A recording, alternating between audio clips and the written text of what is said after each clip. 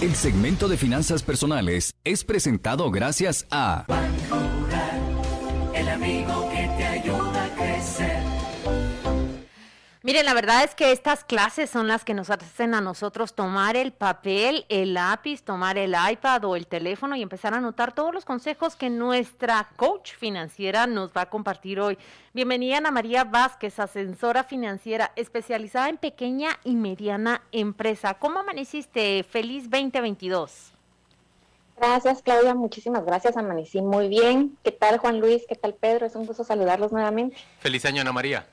Gracias, igualmente. Bueno, vamos a hablar de objetivos financieros del 2022, que Juan Luis ya está diciendo a ver si esta vez me va a hacer ahorrar $1 cada semana, así acumulativo, pero eso ya lo hizo el año pasado. ¿Qué objetivos financieros o qué 3 objetivos nos vamos a plantear? Empezamos por el primero. Venga, recuperar el dinero dormido. De recuperar el dinero dormido o redimirlo. Entonces, cuando hablamos acerca de finanzas empresariales, el primer paso que tenemos que hacer es ir a buscar los estados financieros y buscar en cada una de estas cuentas contables donde hay inversiones que no están generando el rendimiento que esperábamos. Y cuando hablamos de dinero dormido, nos referimos explícitamente a créditos fiscales. Quizás tenemos por ahí impuestos que datan del 97, por ahí como un IEMA, IETAP, ISO, ISRs trimestrales. Y entonces aquí vale mucho la pena que en vez de quedarnos todos los años viendo cómo ese número siempre aparece ahí estático, que se tome el tiempo de ir a buscar todos los registros que dieron origen a este crédito fiscal y buscar asesoría para armar una estrategia de recuperación. Porque es importante buscar asesorías y quizás alguien puede pensar yo lo puedo hacer o aquí mi departamento lo puede hacer. Pues vale la pena primero evaluar si el costo-beneficio, cuál va a ser el resultado, si el beneficio va a ser mejor que el costo, porque no solo se lleva el tema del costo administrativo, el tiempo, sino que se abre el periodo de prescripción cuando hablamos de créditos fiscales. Así que va a ser importante tener esa asesoría.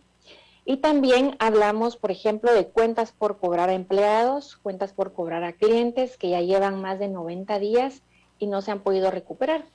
Y entonces en este punto vale la pena hacer una pequeña evaluación y ver qué nos ha llevado a esa mora o a ese retraso en poder recuperar ese dinero.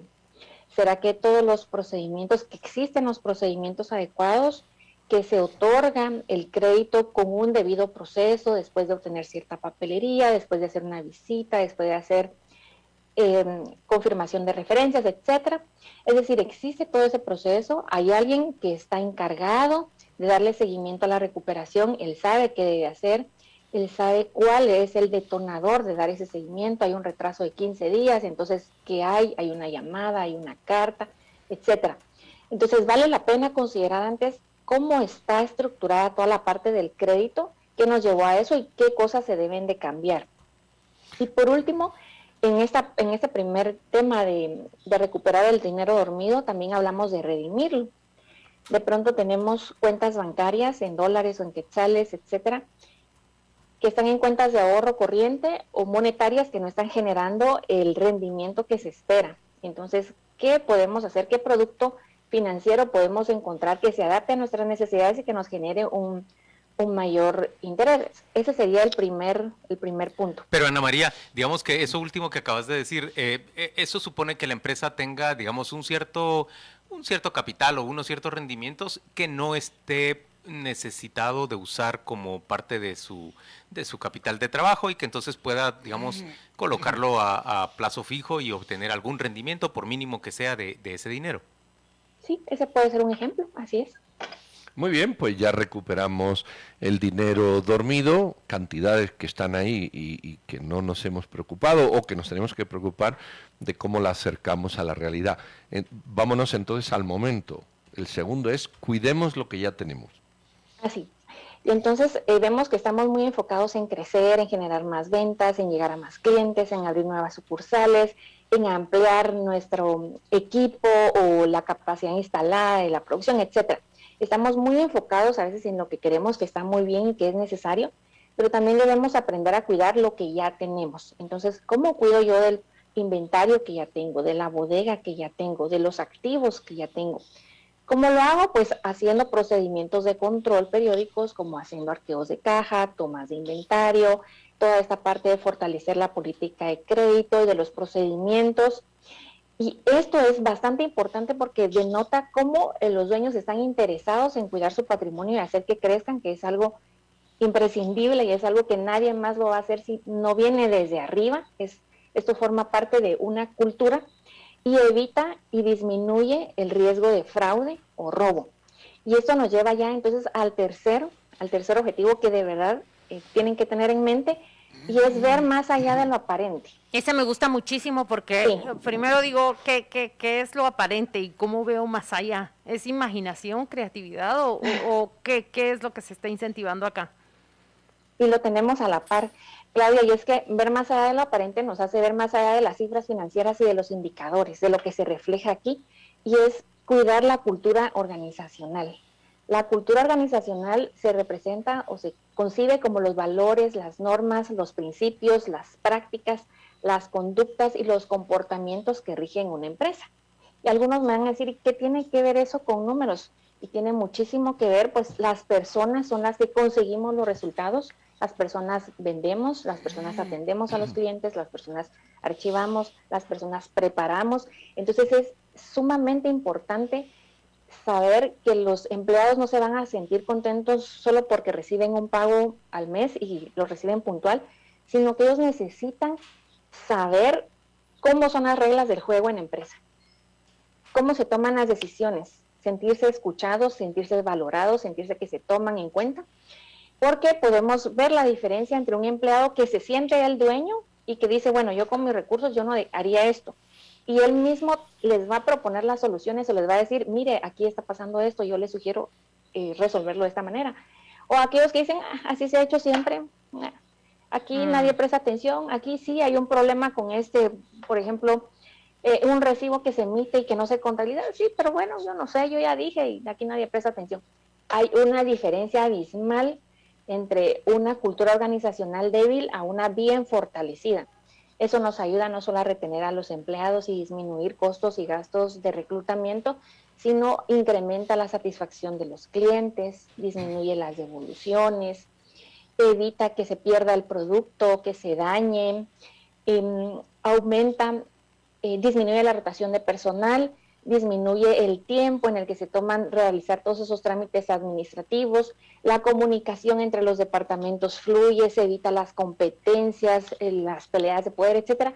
Es un tema bastante amplio, muy, muy amplio, y que necesita que le tomemos en serio. A mí me gusta el 1 y el sí. 3, pero me quedo con el 2 porque, te voy a decir por qué, y esto es lo que te pido. Yo creo que el 2 te pone los pies en el suelo. Yo lo he visto, este ejemplo de cuidar lo que ya se tiene. Yo he visto restaurantes que tienen 4 mesas, han querido crecer a 8, eso le ha implicado duplicar la cocina, traer a un cocinero y perder la calidad inicial que daba el único que había en las 4 mesas. Por poner un ejemplo sencillo, ¿verdad? Sí. ¿Dónde puede estar el punto en el que uno diga, oye, llevamos 3 años así y nos conformamos con lo que tenemos? ¿Dónde está ese punto en el que uno da un paso adelante, pero sabiendo que lo que tiene lo tiene consolidado? Porque si no, puedes perder lo que tiene. Bueno, una muestra son los clientes. Los clientes empiezan a demandar. Por ejemplo, hablando de restaurantes, había uno que conocía en zona 15 y empezaron a decir, mire, ¿por qué solo aquí en zona 15? ¿Por qué no algo en la zona 10? Y fueron años para que este restaurante abriera en la zona 10. Realmente el mercado se lo empezó a demandar, su producto era muy bueno, era muy competitivo, era muy saludable, en fin, entonces la gente lo pedía. Pero también en ocasiones viene sobre la visión de los accionistas, de lo que ellos quieren. Quizás el mercado pareciera que no les da en ese momento la pauta de continuar, pero su visión es muy buena y realmente resulta que sí toman buenas decisiones. ¿Y cómo saber qué va a funcionar y qué no va a funcionar? Pues ciencia cierta, aunque tengan las mejores proyecciones financieras, no lo sabemos. Solo y yo conozco emprendedores que han invertido dinero en negocios que realmente no funcionaron, pero no se quedaron con ese, sino que fueron y continuaron invirtiendo hasta encontrar los 2, 3 o 4 que sí le logran sostener todo lo demás. Ana María, estamos arrancando un año y quizás es una pregunta bastante amplia, pero si la tenés clasificada nos sería muy útil. ¿En dónde ves grandes oportunidades para la pequeña y la mediana empresa en este 2022? Pues primero, las que no están formalizadas, que las hay, pues que se formalicen, que busquen encontrar este protocolo familiar para darle consecución a su empresa. Sucede que la persona, el dueño, el fundador ya tiene 60, 70 años y la empresa sigue como empresa individual y ahora no sabe cómo va a continuar. Entonces esto le va a tener bastante orden, bastante claridad, bastante tranquilidad a su familia también, para evitar riñas y todo esto, ¿verdad? Eso va a funcionar mucho. En términos de comercio, yo veo que la parte de construcción sigue creciendo, sigue funcionando, sigue siendo dinámica, así que yo veo una buena oportunidad ahí. En construcción, en el sector construcción ves una oportunidad para todas aquellas pequeñas y medianas empresas que giran en torno a esta industria. Y en mercados de tecnología, ¿descubrís acaso que existirá una puerta que se abre a los negocios pequeños? Sí, realmente la tecnología es digamos, un sector que yo veo que tiene muchísimo apoyo también, ¿verdad? Mucho apoyo en tema de capacitación, en tema de créditos o también de programas que los ayuden a crecer.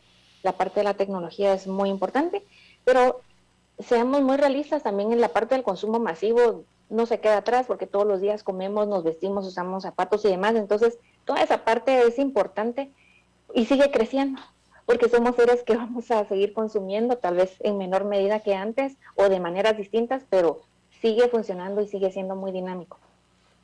Ana María, muchas gracias por acompañarnos esta mañana en Radio con Criterio. Gracias a ustedes. Te deseamos el mejor año y por supuesto que muchas más personas puedan beneficiarse, muchas más empresas, pequeñas, medianas, ojalá grandes también, puedan beneficiarte de tus recomendaciones y asesoría.